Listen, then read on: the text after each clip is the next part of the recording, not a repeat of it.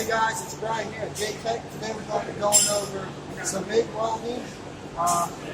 First thing it's important to know is what settings we need to run on this. So we're going to flip up this panel here.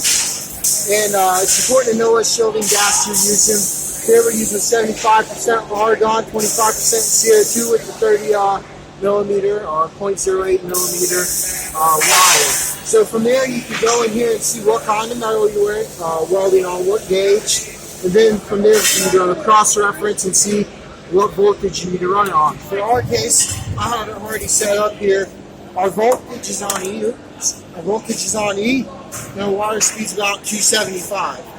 So as we see here, this is our MIG gun. And now it's important to note this is, when I turn this machine on, this is only going to arc.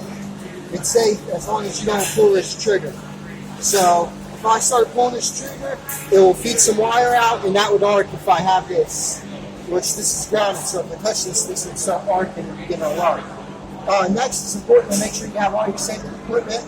So the welding gloves, welding bullet, and it's not like stick welding where you have to kind of like strike to get it going. As soon as you pull that trigger, like I said, you're good to go. So we're going to be going on MIG weld here and just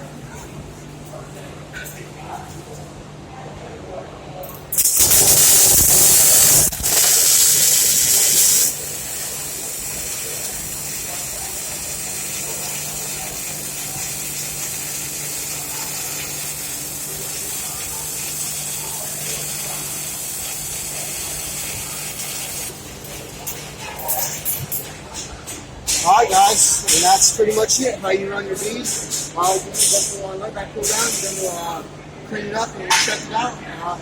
Thanks for watching guys.